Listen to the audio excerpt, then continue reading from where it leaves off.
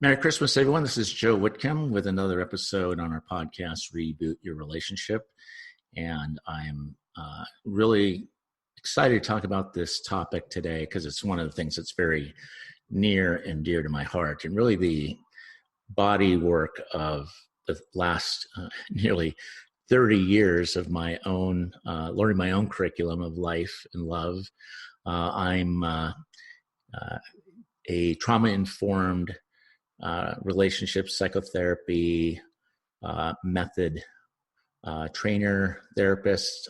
This is a program that I designed focusing specifically on the impact of trauma on all of our relationships, from whether it's childhood abuse, adult abuse. I work a lot with the military veterans, other people that have gone through trauma, and we all experiencing post-traumatic stress reorder. I prefer calling it a reorder rather than a disorder, because it is a reordering of the brain, the nervous system, in a lot of ways that we function in life and the impact that that has. So today's focus is going to really get to the heart a lot of the things that we all go through and experience.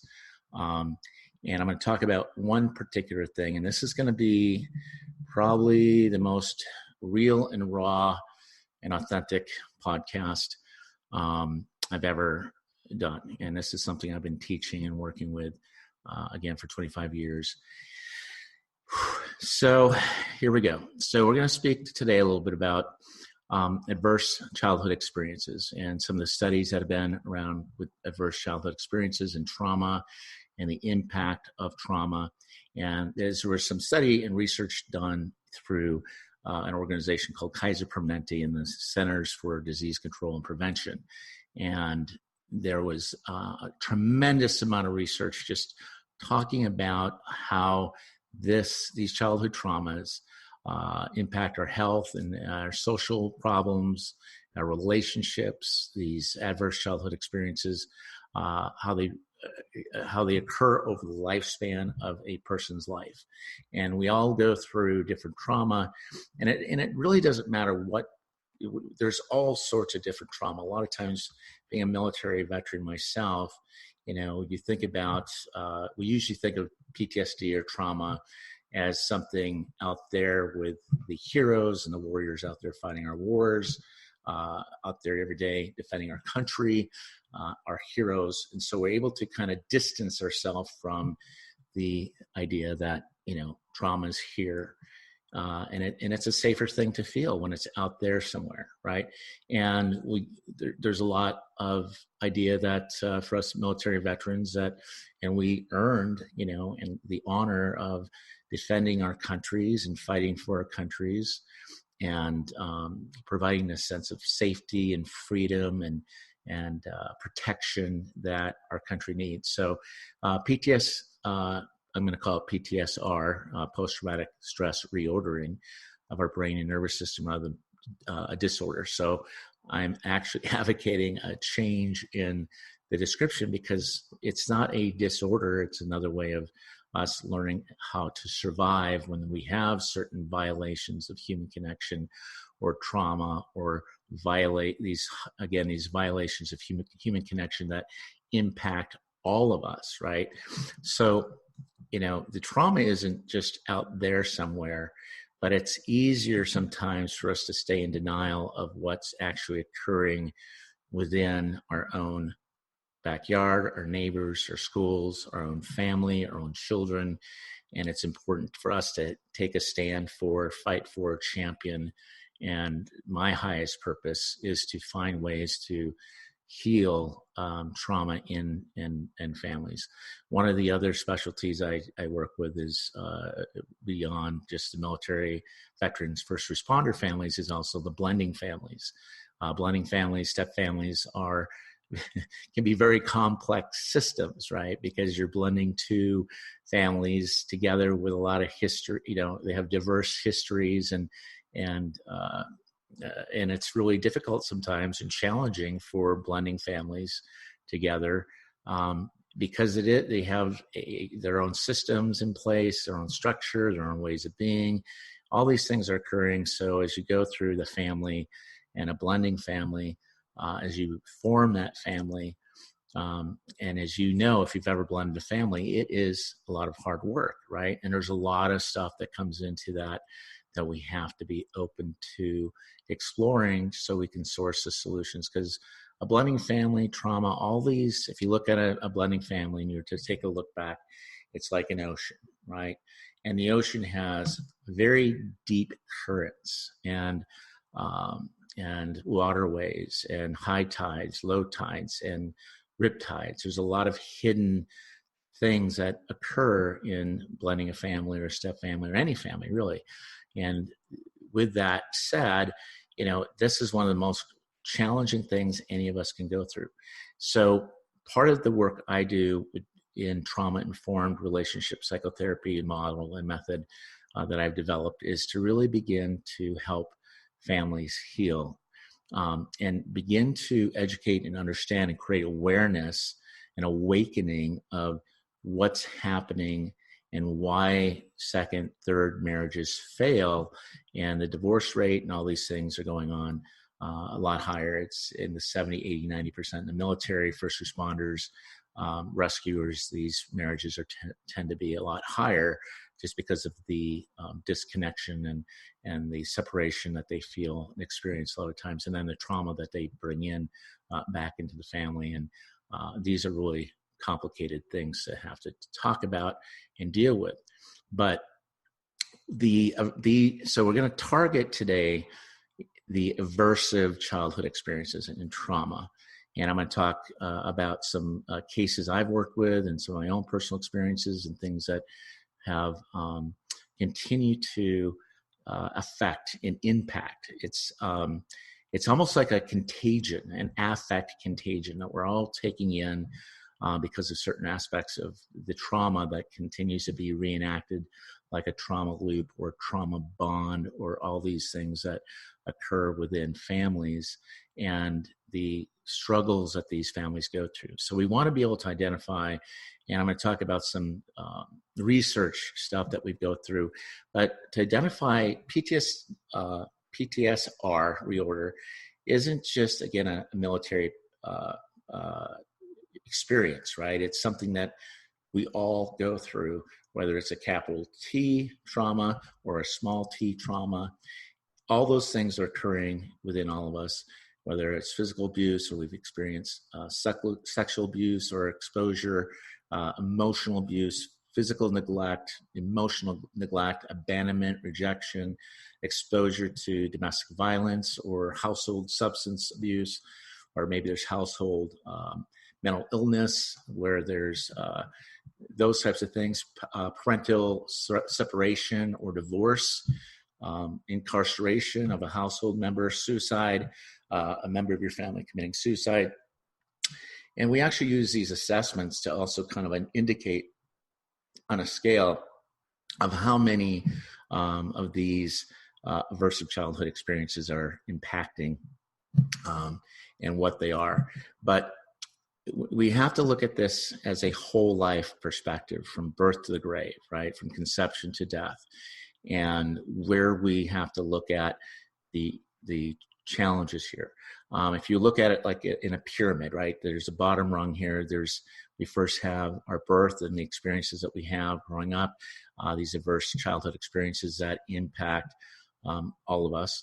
And then we have and this is where a lot of the gap comes in to play when we're dealing with this, is how it affects us socially, emotionally, and even our cognitive impairment, and the impact that has on our brain, our hormones, our nervous system, the way we move through the world, how we respond and react to stress and manage stress, and how we are able to regulate our nervous system from that fight, flight, freeze.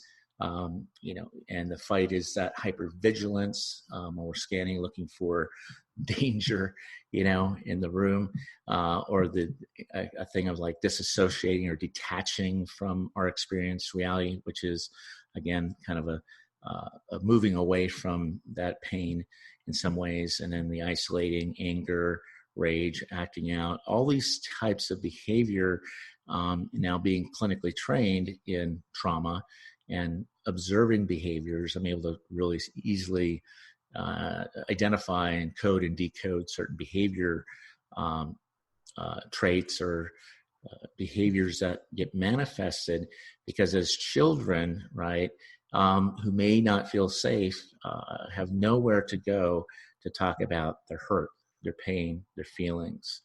And so they don't have words or language to express some of these emotions and feelings. And so they act them out behaviorally, right? They leak out in other ways. And so there becomes this adaptation of health risk behaviors. And then as they grow older, there's disease and other disabilities and social problems, and can actually lead to early death because of the impact that it has. That can lead to, let's say, more substance use. There's a 40% higher rate of, of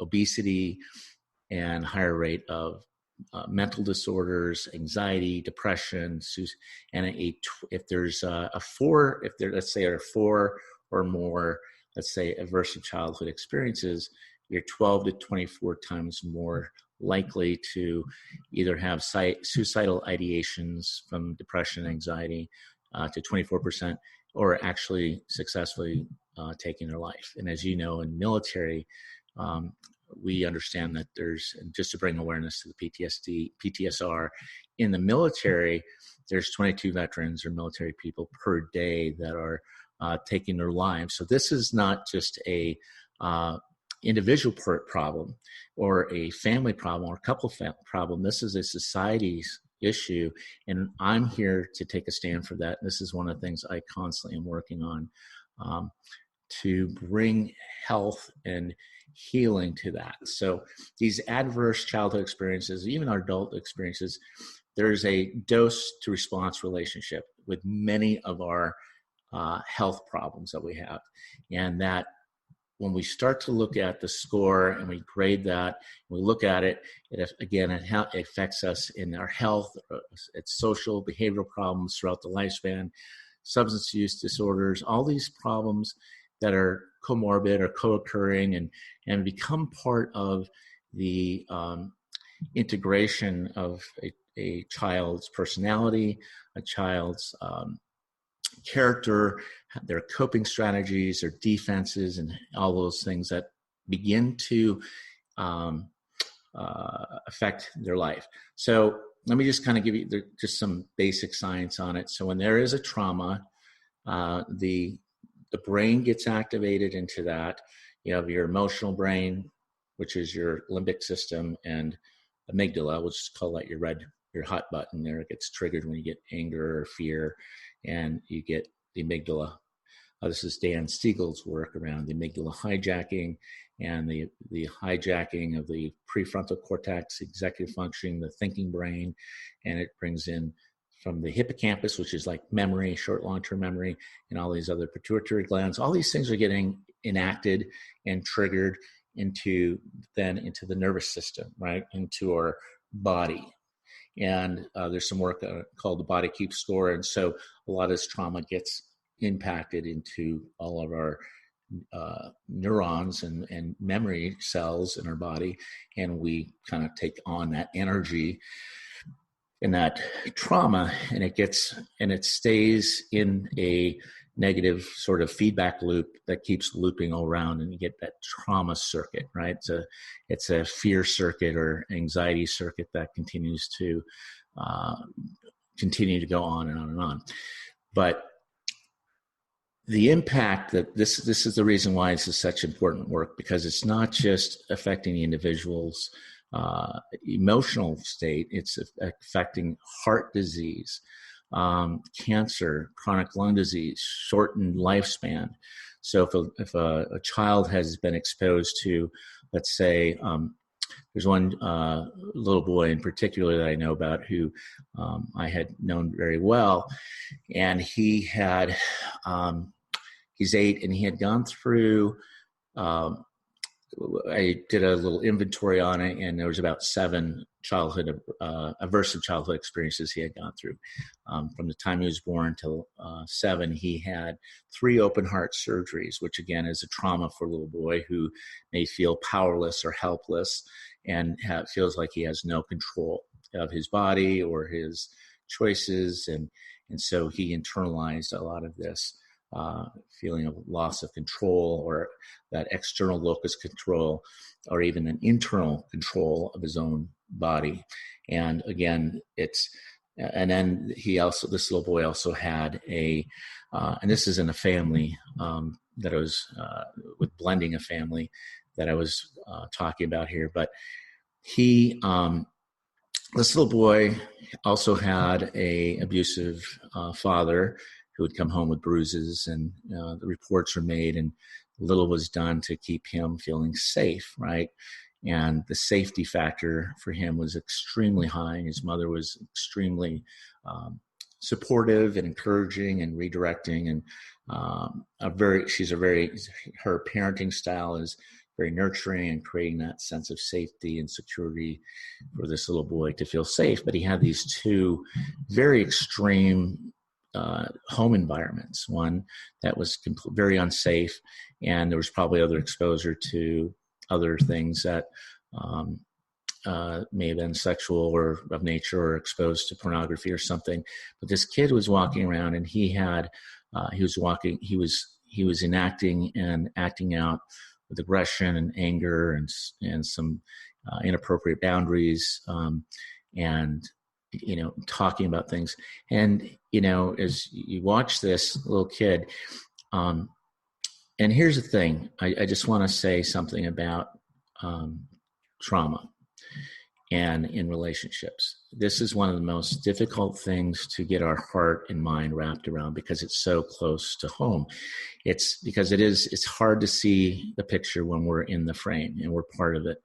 And to be able to step outside of that and to be able to look into it is really important for us all to begin to do, so we don't make the problem as something out there that doesn't need to be addressed, but it's something inside, right? Inside all of us.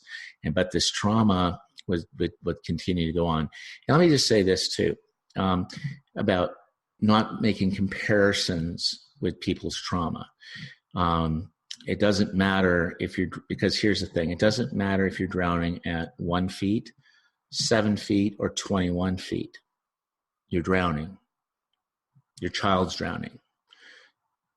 You're drowning. Other people are drowning. Everyone around us is drowning, because that trauma begins to take control precedence, and everybody's responding to this drowning person. I don't want to call him a victim. He's a survivor. We're all survivors, childhood survivors of adult survivors of aversive childhood experiences. So, but when that occurs, and there's a lot of this other stuff that's occurring, knowing that all of these things that are being shown, again, decoding the coded messages that are that your partner may not be able to share. I work a lot with the military here, and a lot of times there's the movie that the war that's going on in their own mind and head that they bring home. And so, and this is the important part too, working with trauma in within all of us, as for us to heal the war, let's say, in the world, we have to heal the war between the sexes and within the family. And to heal the war between the sexes, or in our family, the dyad, we have to heal the war within.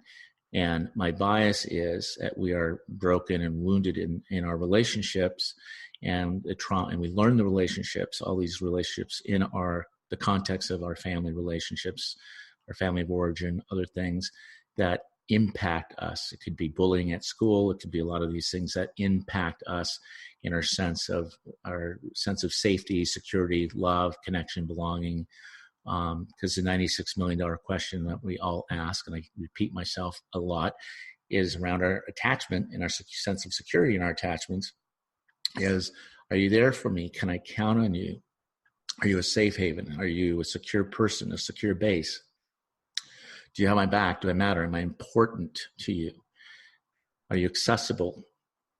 Are you able to really be accessible in the sense of emotional engagement? Are you responsive to my needs? So when I'm having an experience of trauma, are you going to be there for me? So when there's a traumatic event or traumatic experience or a cataclysmic experience for all of us, any of us, right? Our brain is scanning, looking for, that sense of safety. And so if the answer comes back no, or if it's a yes and there's that sense of security, awesome, we're good, we're secure, we got our anchor, we have our safety. If it's a no, or there's uncertainty about that relationship or that sense of safety, we begin to develop there becomes, because we're talking about the bond here between people, because again, we're broken within and between, and we're healed in a context of relationship. So now we're talking about the bond, which is a very important aspect of any relationship, that security, that safety, that feeling of that there's something here that I can count on that is going to protect me, right? But if that comes back with no or uncertainty, that's going to trigger something, because now there's a fracture and a wounding of the bond, and a kind of a, it's kind of like a snap, like a bone snapping and breaking off, and the heart gets in there. And because now the question is, can I trust you? And it comes back with a no or uncertainty, then it's going to be really hard to go back and make that repair. Okay. So it's kind of like the good, the bad, the ugly, right? The good will stay good for a time in any family, blended family marriage. And then these challenges and these symptoms begin to show up, and things can go bad. It could be a really, really bad day. It could be a really bad moment, and everybody's getting triggered in some way. But normally the bad can get back to good. But what occurs sometimes in trauma, because of this fracturing of trust, right, is it never gets back to good. It goes to the ugly, because there is no path or reparation back to the good. There's no path because there's that trust. It gets frayed. Kind of think of it like shoelaces. You're trying to take those shoelaces and create that connection again, and there's no way, because that there's now been a fracture in the relationship, a mistrust, and a lot of times in all of our relationships, if there's been a history of one or both parents or couple or child, and there becomes these trauma bonds, it's really going to be more challenging, because now you're the enemy that I didn't see coming. And you're not really the enemy, because there's no bad guys here, but there's something that happens that reshapes our perception of the other person, or what's going on in the relationship. Okay, so here we go into the good, the bad, the ugly. How do we get back to good in all of these different relationships? But we got to understand that there's multiple dimensions and problems and issues that are occurring at once. And it's kind of like whack-a-mole. Whack-a-mole is fun for the first 5-10 minutes, and then, get all these frustrations and impulses, all these things popping up. And over time, you're trying to control what's out there. And when we try to control all that with the trauma, because we're trying to control external things outside of us, we create more fear, right? Because it's fear. Your nervous system is now amped up, your hormones, your adrenaline, everything's kind of surging, and we're all trying to regulate our own nervous systems and our states and all that stuff. But then it goes into more frustration, because the more you try to control the environment and we're now working together to solve and resource solutions, it can create frustration, because we're not understanding what is actually happening. To stop, slow down, observe, process, and ask that question, what's happening here? Because when you start feeling the fear, the frustration, because then you also start feeling fatigued, tired. It's exhausting, knocking down all those moles that are, these whack-a-moles that are coming up, right? And then over time, it just fails, right? There's a failure in the system. There's a failure. And again, there's not the bad guy. The persons with trauma are not the bad guy. There's just hurt, pain, wounds, and we're all trying to heal that part of the wound, the trauma.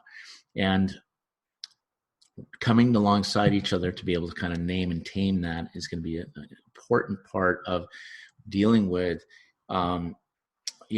household dysfunction and childhood. Our childhood can contribute a lot to the health problems that we have. Again, the chronic diseases, heart disease. So going back to this little boy who had very severe heart problems and a 47% chance of rejection on his heart, and talking to the mom about what was going on in the family, there were a lot of, my concern was for her and this child and this blending family was that his heart was not going to be able to take it if he wasn't going to get help. His heart rate would go up, he would escalate, he'd be acting out, getting angry, and a lot of anxiety and a lot of stuff here that was, the mom's doing the best she can, right, with what she knows. But this is where the trauma-informed relationship psychotherapy method is helpful to identify where these challenges are so that everyone can get helpful help.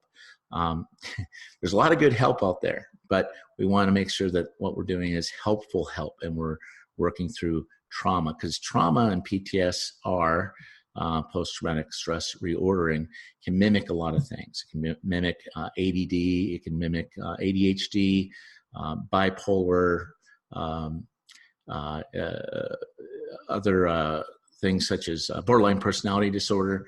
So all these things can mimic trauma, or trauma can make that, because these are all the coping strategies, right? So if you have a wound, right, and you are and you're trying, and that little boy or little girl is trying to protect themselves, right? This is the survival part of us, right? And we're trying to solve this problem. And so we create strategies, black and white thinking, right? All or nothing, all good, all bad, rigid, tight, aggressive, defensive, inflexible, tight in the body, rigid, or the other way is to be more disassociating and reckless and relentless, right? Or boundaryless, right? There might be, if there's some sexual or physical things, or may be more boundaryless in the sense that they weren't able to have boundaries, because that the trauma, part of the trauma here is that you're in a situation or a circumstance where you can't escape, you can't flee, you can't say no, right? You can't. So imagine, okay, kind of think of it like this. This is probably the best way. I'm going to give you two examples. So let's say that you're in a forest and you're walking through the forest and there's a bear. You see the bear, and now your heart, your brain, your heart goes into that fight, flight, fight the bear, right? You're going to fight it to save yourself or the family, or you're going to run away, flee, or you lay down, play dead, freeze. And that's awesome, because that's adaptive. Because when you're in a forest or you're in the woods and there's a bear, that's what you're supposed to do. That's how it goes. That's how the nervous system is adaptive and functional. However, if you're in a house and a bear is coming home and lives in the house with you, and there is no escape, there is no fleeing, there is no way of getting away, we create these maladaptive strategies for coping with the impending imminent trauma that we feel is going to happen. So imagine then this child or any person who's now in school, and so this is where the ADD part or ADHD comes in, is your child's at school and the teacher's saying, pay attention to me, look at the board, answer these questions, finish this test. And if he's being told to focus on something, but the only thing that's occurring in his body and in his heart is, where's the danger? there's no way for the nervous system to regulate and soothe and calm down. And then because there's constantly looking for the danger and to self-protect, that self-preservation at all cost, to regulate the nervous system, to control the environment. As a military guy myself, having served in the Philippines and during the first Gulf War, having my own traumatic experiences, and knowing that if any of you that know military guys or veteran guys, when we go in a restaurant, we find a wall, easy access to exits, put her back to the wall so we can see the entire room to make sure no bad guys come in, right? I was working with a military guy.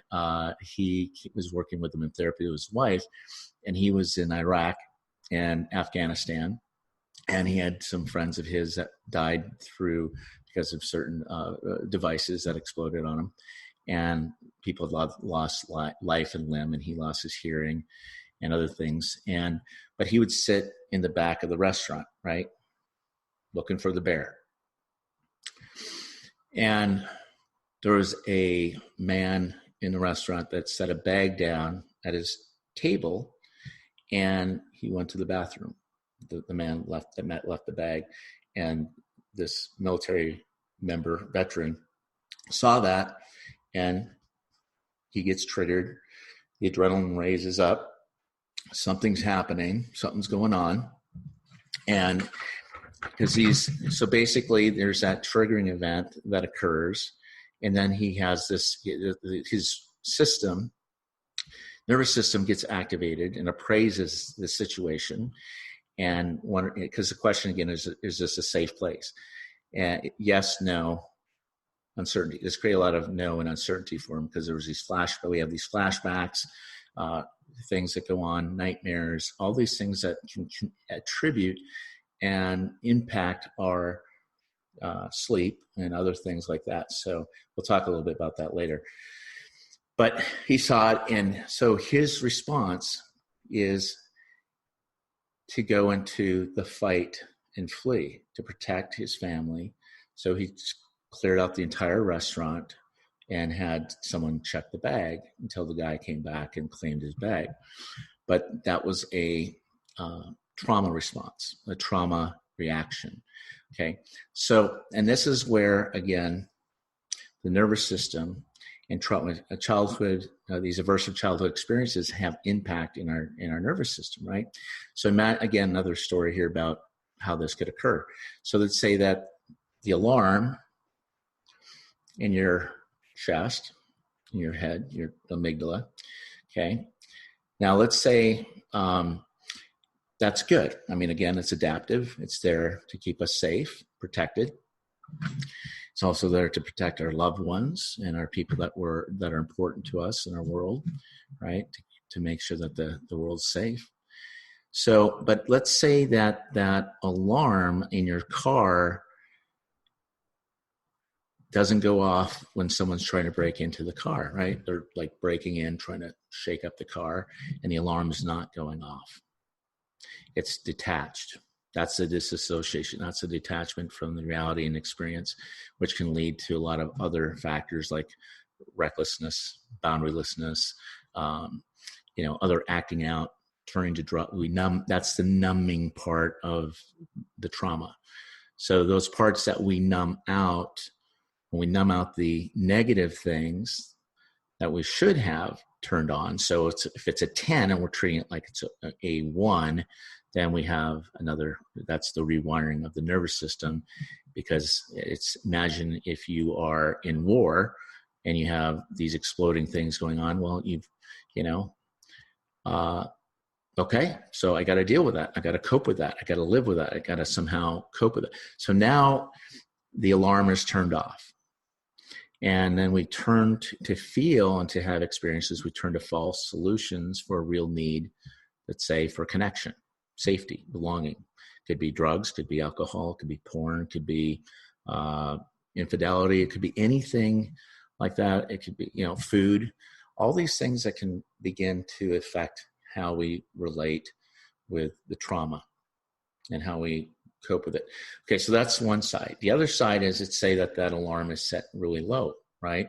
And the wind goes by or another car drives by and the alarm is always on, right? So things that are a 1 get maximized and made into a 10. Kind of think of it like binocular lens. It's like magnifying or maximizing, catastrophizing, and minimizing, right? So we have this kind of distortion of the reality of what's happening. So something might happen. I have this story. I'm interpreting and translating this and perceiving this as somehow either as dangerous, danger. And then we're constantly looking for evidence, and then the false evidence that we're taking in that appears real, that we've learned to make a story about that. And now we've made that appraisal, and then the alarm goes off. Danger. And now this is very quickly happening so let me just give you an example of how fast I can go when we get triggered, right? So you have your hippocampus here, the memory from the traumatic experience. You have your amygdala and your limbic system, and you have your prefrontal cortex. It takes 12 milliseconds for the memory to go to the emotional part of the brain, the fight-flight response, which is a lot faster, right? Because if there's a tiger or lion in a room or bear, you got to respond, you got to react, right? So that gets kind of in there. And then you have your thinking brain. So this takes 12 milliseconds and this takes 24 milliseconds. Okay, well, what's the difference, right? Just milliseconds. Well, let's extend that out. That's a distinction, if you put in another timeline, between a half marathon and a full marathon, right? 13 miles versus 26 miles, right? So that's a big distinction on how fast and rapid and lightning speed that these triggers come up, and we are beginning now to respond, and we get now into this trauma loop, trauma bond with your partner, with your child, all these things. And so unless we can take a step back and look, observe, process, name, tame that dragon, we're going to continue to act these things out. But again, when that's set too high or too low, usually if you're kind of disassociating, you're acting out such things, again, you're turning to these false solutions like smoking, alcohol, drug abuse, promiscuity, obesity. And these are all correlated with the ill health, including depression, heart disease, cancer. I can't emphasize this enough on the heart disease. I have trauma and I have heart disease. I have high blood pressure, hypertension, stress. In the past, long time ago, you self-medicate with alcohol. Thank God I didn't ever have an addictive personality, so I never really got into drugs. But all those risk factors begin to make an impact on our person and also our personal relationships and the people around us. And then when I'm drowning, everyone else around me is drowning as well. So this is really important. So when the relationship system gets triggered, and let's say that you have that triggering event, there's something that happens, the trauma gets enacted, and we continue to go down this spiral, this vortex of fear, and also shame, because shame's the name of the game here for when we're dealing with trauma, because shame is at the bottom. And that's what shame is what we're trying to hide from. Shame is the part where we're trying to avoid. So all the avoidance mechanisms and all those things is for us to avoid shame. So if you're a child with trauma and you have a parent, this child has shame and pain and anxiety, and now that's the primary person, and you have a parent there who's also this affect contagion. We're taking on part of that trauma. That affect contagion is I'm absorbing and I'm feeling bad. I'm also now drowning in this vortex of pain and shame. And shame is the most corrosive of all the emotions, in the sense that it makes us believe that we can't change, that change cannot happen. This child had done 3 years of therapy, $300 a pop, and he was still going through things, but they haven't really dealt with the trauma, the pain. And so when these dragons are raised, so now the trauma comes, the trigger, the dragons get raised, hurts, fears, frustration, this vicious cycle kicks in, and this pain cycle starts up, and then everybody's looking the other person as the dragon, the problem, right?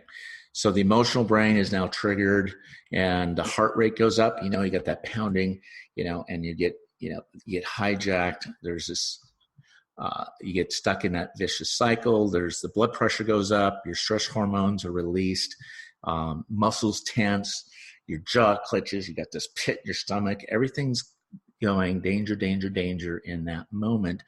And that stress response of the fight, flight, freeze, or the fleeing or the hiding, whatever's occurring in that stress response then goes into these secondary emotions. And the secondary emotions are kind of like, think about the low road. The low road is the anger, the frustration, the fear, the acting, all these things, the aggression, and all that stuff that comes up. And then and then the other emotions arise, such as these core, after that, there's these core primary emotions, right? Sadness, fear, hurt, disappointment, pain, that begin. But that's what we're hiding from. So the shame is here, and anger is a secondary emotion. Again, anger is a utility or a function of, it's like anger is a great thing because it's a boundary, right? It is a way of establishing boundaries that you could not set as a little boy or little girl. You couldn't say no to the bear in the room or the tiger. So this is what happens. And then that hurt. So we pop down to shame and then we pop up to the anger.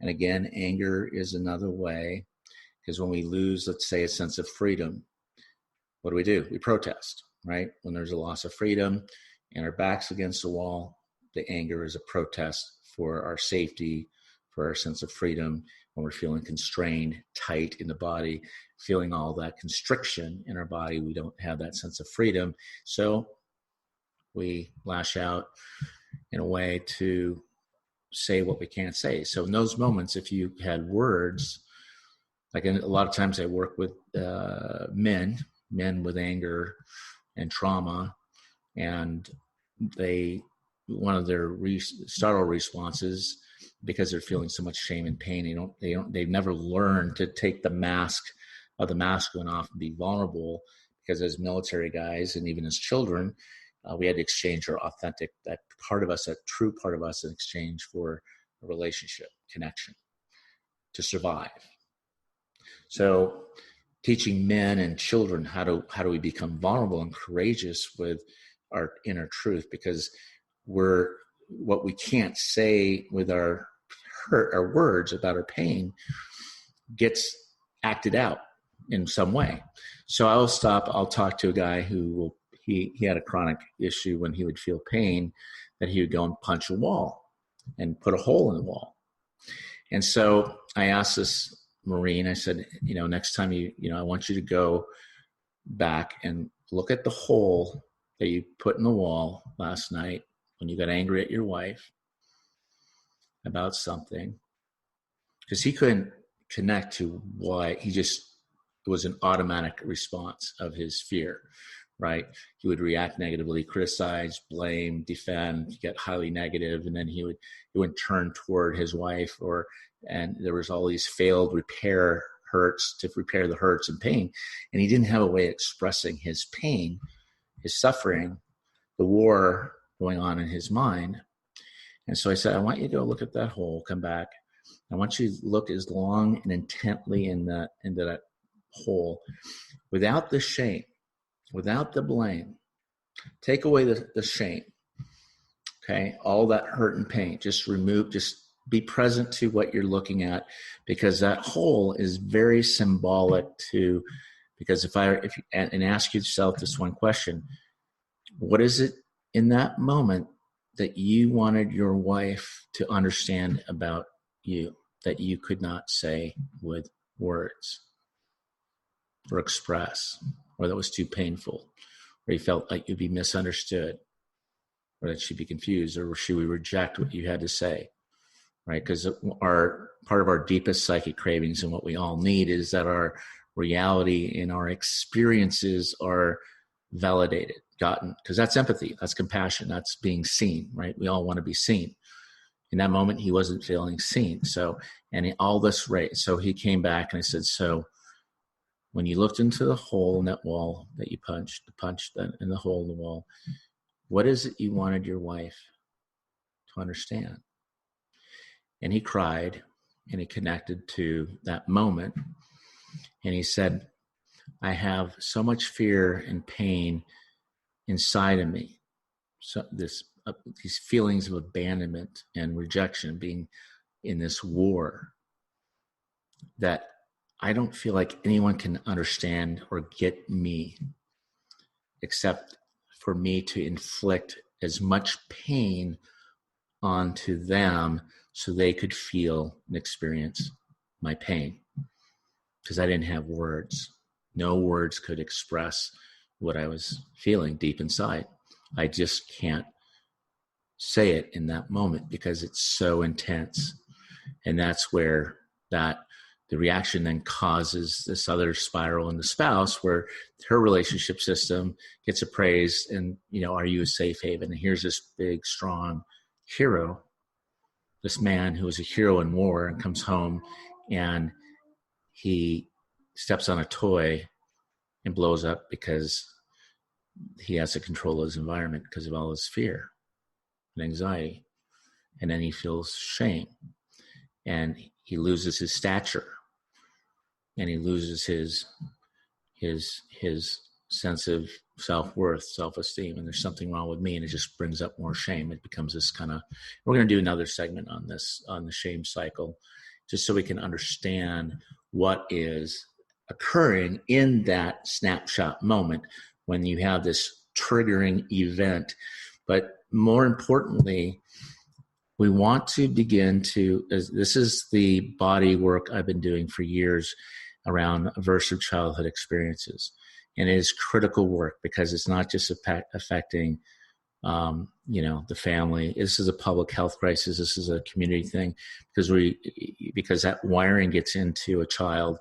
And once that kind of gets hardwired in there, it's really difficult sometimes to go back and rewire that because it kind of becomes a pattern, right? A fixed way of being. And because that's what they're here to solve, right? This problem, that trauma. Okay. So I want you to think about it kind of in this way. Okay. I'm terrible at calculus. Okay.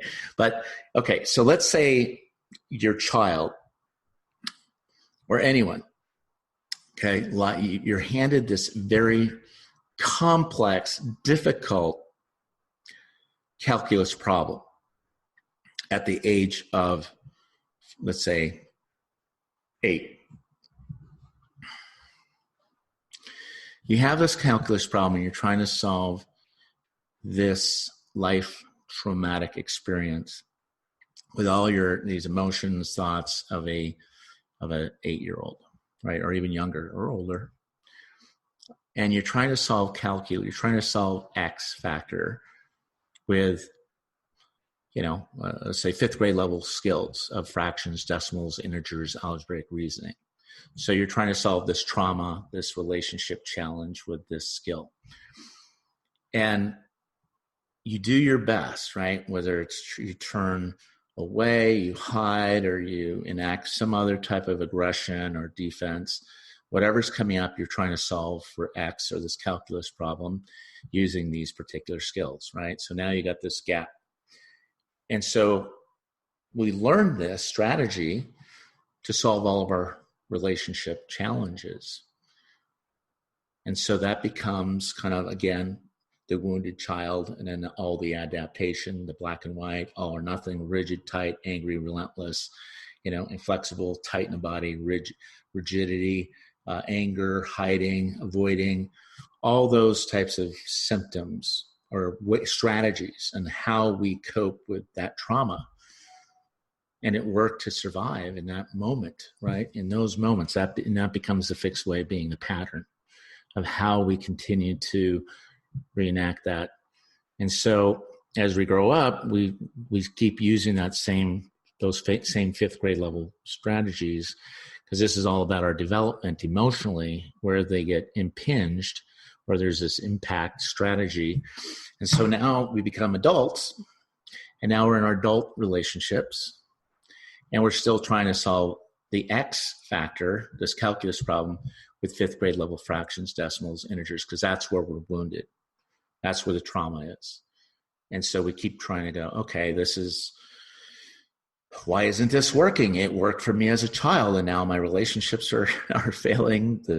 The strategy that I thought I had, because we thought that as children that somehow that worked. And yes, it worked for that little boy, little girl to survive. Really important. And now you're 18, 19, 52, and we're still using that same strategy, because we never got the 6th, 7th, 8th, 9th, 10th, 11th, 12th grade level fractions, decimals. We weren't able to close the gap between here and there. And that's what we're here. This is what the trauma-informed relationship psychotherapy method that I use to move people through this, to basically understand, to take away the shame, to take a step back from 30,000 feet and get help, and to notice there is because that little boy or little girl never discovered that they have the power and freedom to choose something different than this and become a more functional adult, where they're more nuanced, flexible. So when a bear comes in a room, okay, I can fight it. I can have a boundary. I can say no. I have a leverage. I can do that, because as a kid, if I said no, the bear was going to eat me or devour me or maul me, right? So now I can set a boundary where it couldn't before. And if I'm with a baby or something else or another person, I don't have to respond to this person like they're the bear. I don't have to put the bear head on that person.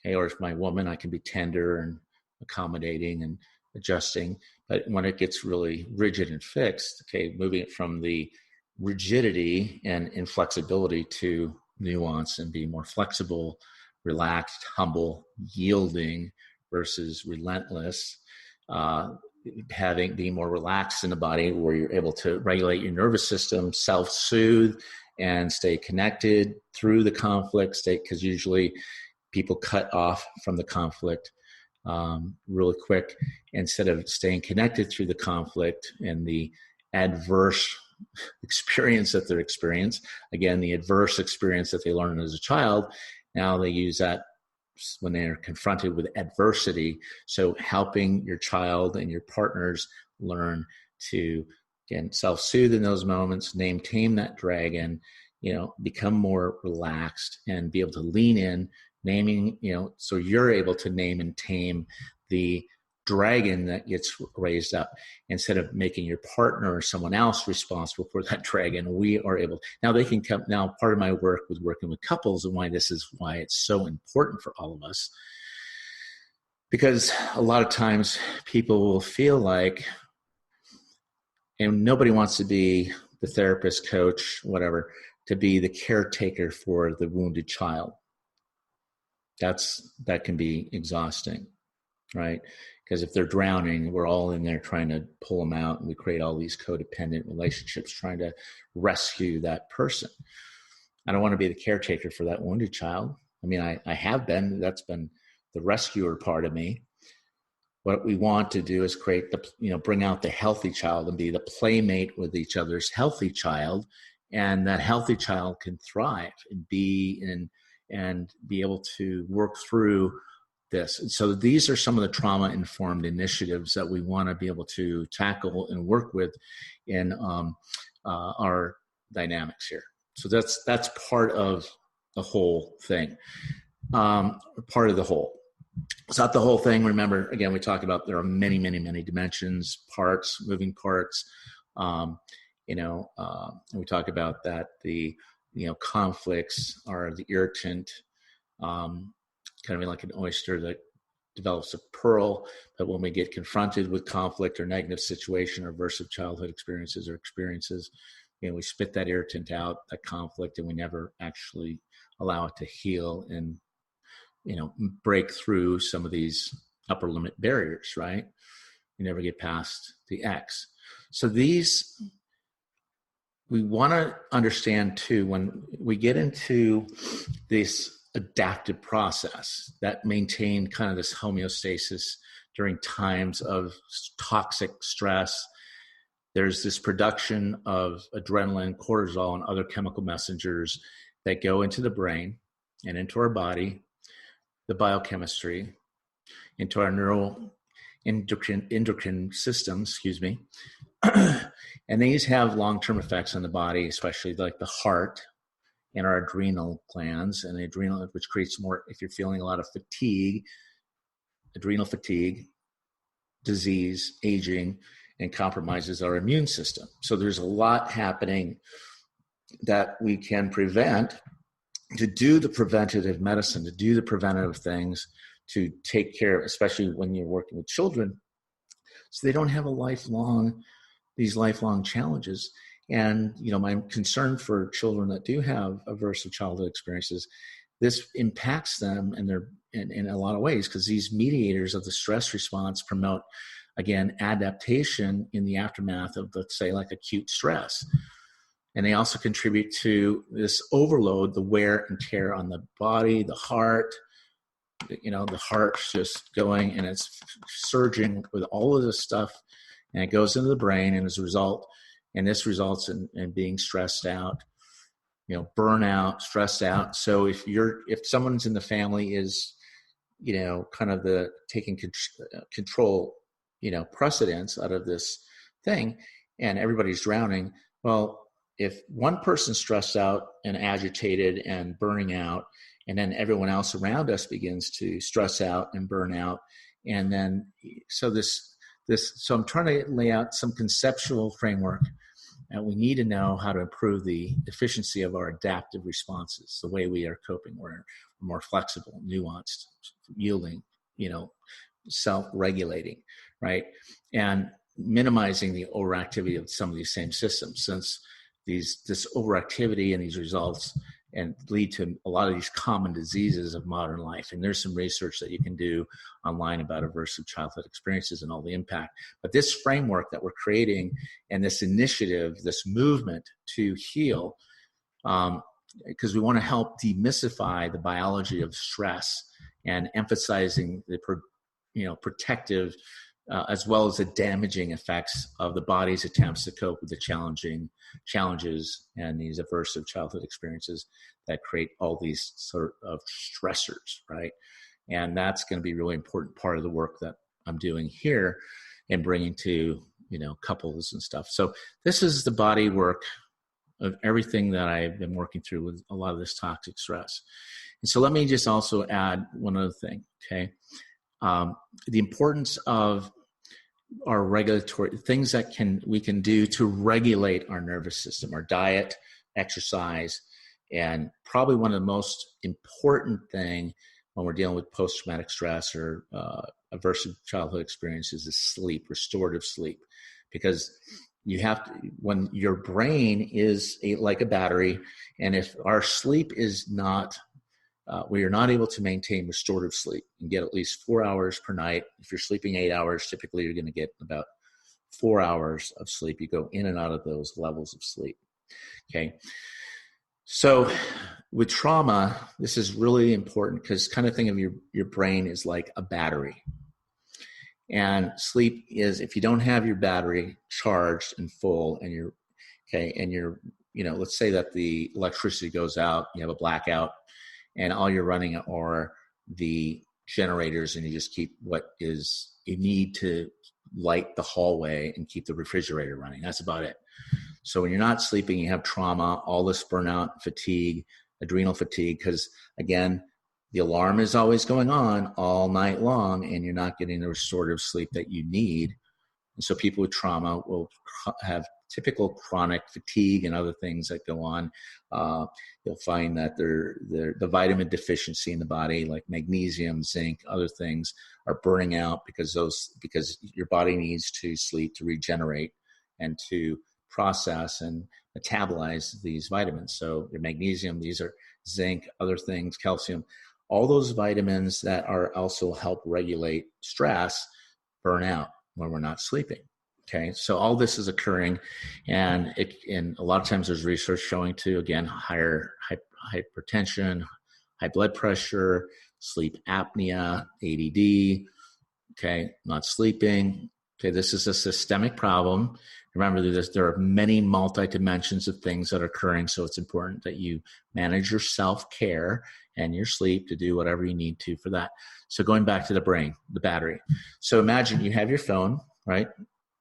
Here's your phone. It's got a battery in it. Okay.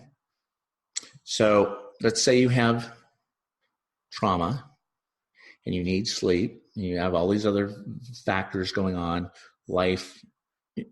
You're getting bombarded all day with all these stressors, right, that you're trying to cope with and manage. And so let's say now your phone is also trying to connect to a satellite, right? So your phone there's a satellite and it's trying to connect in all these different ways. Okay. So your body and your nervous system and your brain is trying to source for and find a connection, right? Connection is why we're here, right? And connection and creating safe environments, safe places for us is, so imagine now, all right? So when it's functional, when you're adaptive and you're functional and you're able to have healthy boundaries, and boundaries, again, that we help people learn these are good. And there's a distinction I talk about between boundaries and rules. Rules come from more of our fear and no and very rigid. Boundaries are a little bit more flexible, right? Because boundaries, keep the good stuff in and the bad stuff out, kind of like your skin, right? Lets in the good, the air, the oxygen, the food, the light, and keeps the bad stuff out, toxins, but it also keeps all the good stuff in your heart and all the stuff that's going on in here, right? And also boundaries. Okay, so boundaries are two things, right? It's a psychic part of us where over here, you have this part over here where we're kind of trying to protect ourselves from the world, right? That's a boundary. Okay, keep ourselves safe from the world, from getting in, right? That's healthy. And also, it's there to protect the world from us, right? Our bad stuff. So those internal and external boundaries, and when we have trauma or traumatic experiences, part of that whole world shifts, okay? So going back to the battery, okay, so the phone has boundaries, right? Okay, there's a boundary. The phone has a boundary, okay? It's not spilling out. The insides aren't, and it's allowing what it needs to allow in. A charge, it needs electricity, it needs to charge the battery, sleep. It also needs, input, download, connection to the satellite. So all this is happening. Very basic stuff, right?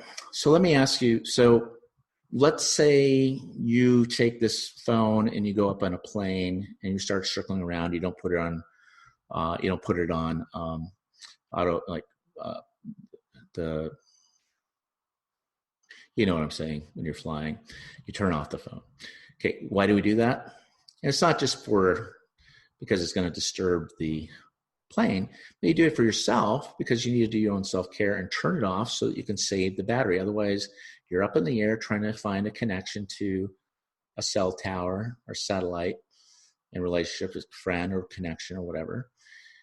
But if that stays on and we're still trying to find connection, where it creates all this anxiety and fear and depression. So think of the anxiety, the scanning. I'm anxious. I'm looking, scanning. Where's my connection? Where's my safety? Drain. Now our battery drains. Our battery's dead, depressed, anxious, wondering what's wrong. Or we go out to sea. Have anyone going on a boat, left your phone on, came back and it was dead an hour later, right? Okay, so it's either up in the air or way out in the ocean, way out deep into the ocean, right? And you can't connect to satellite. You can't call your 911. You can't get 411, the information. You can't find you can't dial 911. You can't get 411. You can't get, your news. You can't get your football. You can't, you guys know when you're disconnected from that, the anxiety. A lot of us feel anxious just from being disconnected from our phone, right? So all that's happening. You're depressed, you're anxious, all this stuff is occurring. So what do we need to do? Find our safe place. We've got to land the plane, bring the ship to shore, find our secure base, our anchors, and our safe places, because that's really important. Otherwise, we keep running these patterns around our trauma loops or trauma bonds, and find our community and find the people in our lives that help us work through the traumatic experiences that we go through, right? To kind of normalize some of that. And that's why, like in blending families, one of the things I always say, or any family, when there is trauma, that this isn't the problem of, let's say, the child or the military person that comes home. This is a family system problem. We don't want to make the child or the other person label them as being the problem, because they're not the problem. This is a family system problem, right? So that we're able to work through this together so that we all know how to, because children manifest these difficulties of focusing, self-regulating, trusting others, which can lead to negative conflict effects and other outcomes. This is an epidemic because it causes problems. These aversive childhood experiences affect us all. It affects our experience in our academic failure, which is 6 times as likely to have behavioral problems and 5 times more likely to have attendance problems.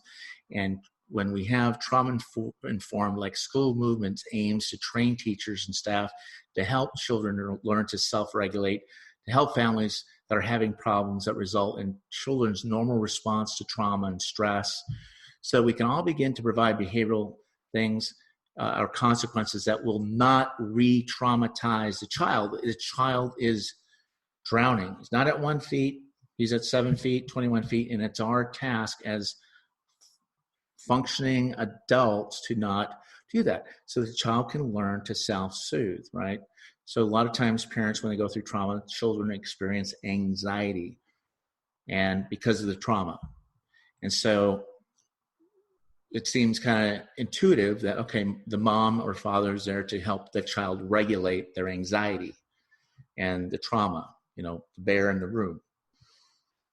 But the child gets instead of regulating internally for himself to learn to self-soothe his anxiety, one of the parents becomes the regulator of that anxiety.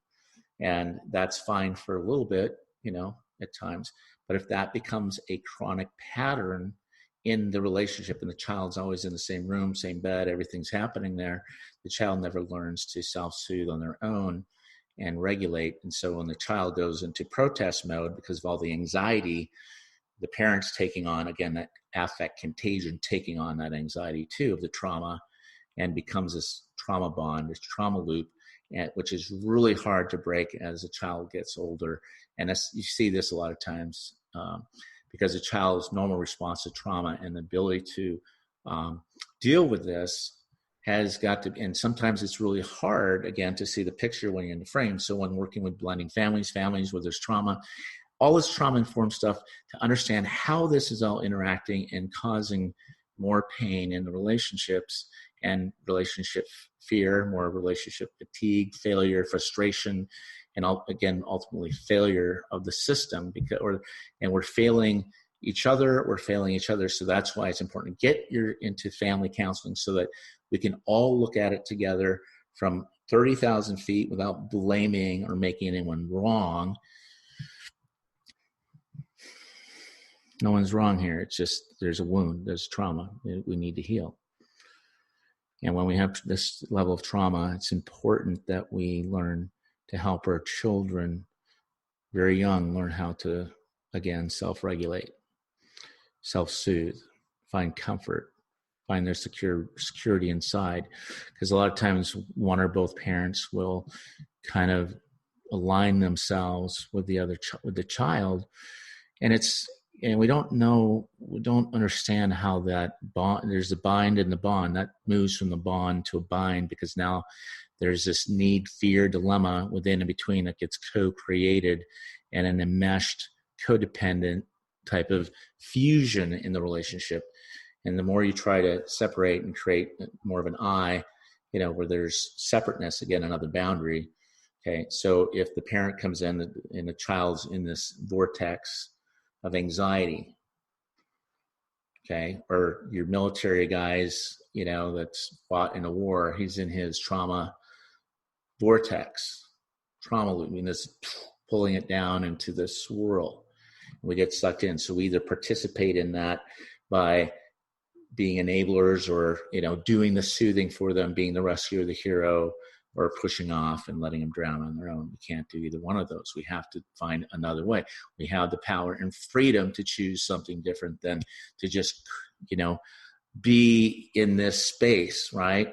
And I see this happen all the time with couples and marriages and blending families, and where there's trauma, where now they're turning on each other because they have a different viewpoint or perspective on what's going to work, which creates more conflict in the marriage and relationship, and ultimately it's failure and demise, which we're here to stop, which is the work I do, because the impact of aversive childhood experiences, trauma, manifests as its difficulties again on these ability of focusing, self-regulating, trusting others, and it creates all these other problems and not just the child, but in the family system itself.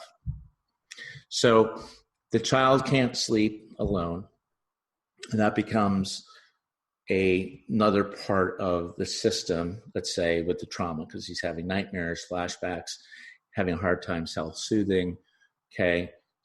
So that's part of the work too. How do we learn how to work together to help the child have some separateness, have his own space, have his own room so he can dream, be alone in his own person.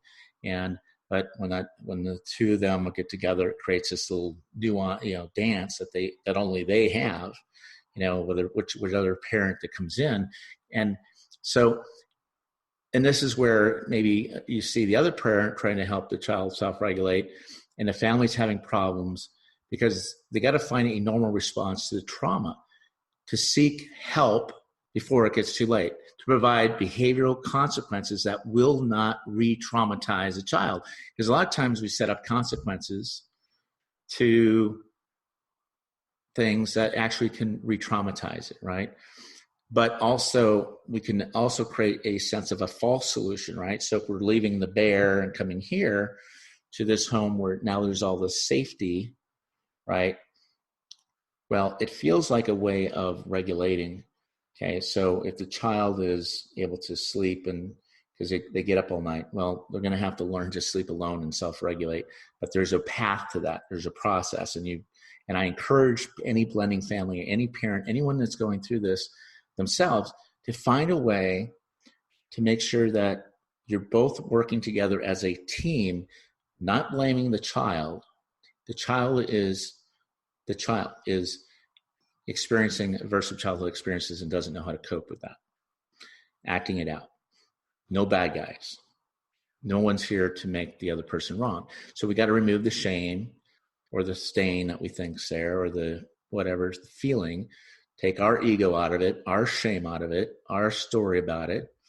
Okay, so that you both are partnering together and you find non-biased, trauma-informed, emotionally focused work, that people that work with trauma-informed family systems, so that you can understand, all the dynamics and the story that's going on around this. So we're not blaming each other and getting sucked down to that ourselves, which is a huge heartbreak for me, because I see that so often where marriages fail because of just lack of information, not being trauma informed and understanding how all of this stuff occurs.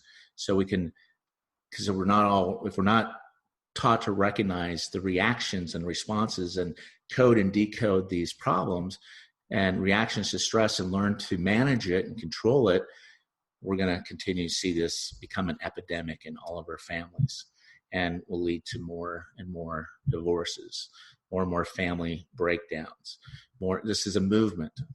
This is another thing that I want to impress upon everybody, that we all have the power and freedom to choose something different, to get resource and the help that we need, so we don't keep repeating and reenacting the trauma from generation to generation to generation. There are resources, tools. Get with a therapist that knows trauma and how to work with trauma, especially if you have 2 or 3 people in a family, because again, you have the main person with trauma, and then you can have what's called secondary trauma. Again, that affect contagion, where we're all taking on all that, trying to keep that child or that person swimming from drowning, right? So this is something to really begin to think about in all of the work that we're doing here at And Reboot Your Connection is what I do with relationships, couples, and the rebuilding connection is the trauma-informed relationship, family, marriage and family work that we do with trauma. And we design these methods to address and create awareness of what is going on and a negative impact that this has had on our society. This is a societal problem. This isn't a you problem. This isn't a me problem only. This is a we problem that we need to really begin sourcing solutions around. Okay. So I want to thank you guys for listening. I want to wish you a Merry Christmas. And if you want to contact me, my number is 310-560-0726, or you can find it down below. Thanks a lot. Make this your best day.